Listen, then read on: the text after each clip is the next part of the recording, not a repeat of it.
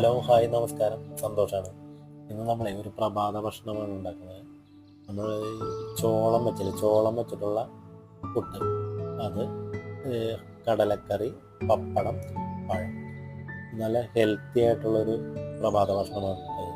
ചോളം വെച്ച് എല്ലാവരും ഒന്ന് ട്രൈ ചെയ്ത് നോക്കണേ. സംഭവം എന്ന് പറഞ്ഞാൽ രാവിലെ നമ്മുടെ ഒരു ചേഞ്ച് ആവാമല്ലോ. എപ്പോഴും നമ്മൾ ഈ ദോശ, ഇഡലി അങ്ങനെയുള്ള സാധനങ്ങൾ കഴിക്കും, പുട്ടായാലും കഴിക്കണം.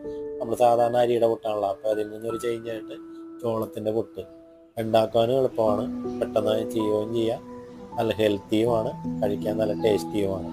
കൂടെ നമ്മുടെ കടലക്കറി, പിന്നെ പപ്പടം ഇഷ്ടമുള്ളവരാണെങ്കിൽ പപ്പടം, പഴമാണെങ്കിൽ പഴം, എല്ലാം കൂടി കൂട്ടിയും കഴിക്കാം. നല്ല ഹെൽത്തി ഫുഡാണ്. എല്ലാവർക്കും നല്ലൊരു ശുഭദിനം ആശംസിക്കുന്നു.